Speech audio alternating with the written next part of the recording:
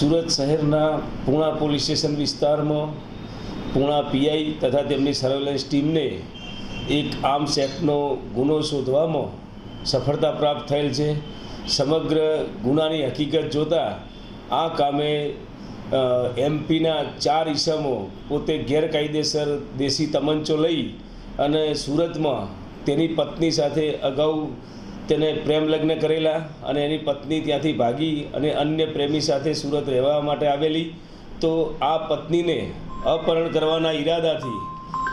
આ 4 ઈસમો ગેરકાયદેસર તમંચો લઈ અને સુરતના પૂણા પોલીસ સ્ટેશનના રેશમા રો હાઉસ પાસેથી પસાર થતા હોય પૂણા પોલીસ સ્ટેશનને આ બાબતે બાતમી હકીકત મળતા તેઓએ આ 4 ઈસમોને ગેરકાયદેસર રિવોલ્વર સાથે તેમજ 5 મોબાઈલ અને અર્ટિગા ગાડી એમ કુલ 10,30,500ના મુદ્દામાલ સાથે ઝડપી પાડેલ છે। માનનીય સુરત શહેર police commissioner Shri Anupamsinh Gehlot sir તેમજ special commissioner sector 1 sir DCP zone 1 સરના માર્ગદર્શન હેઠળ ગેરકાયદેસર હથિયારો તેમજ પ્રતિબંધિત શસ્ત્રોને શોધી કાઢવા માટે જે કામગીરીમાં પૂણા પોલીસને સફળતા પ્રાપ્ત થયેલ છે અને આ બાબતે આ 4 ઈસમો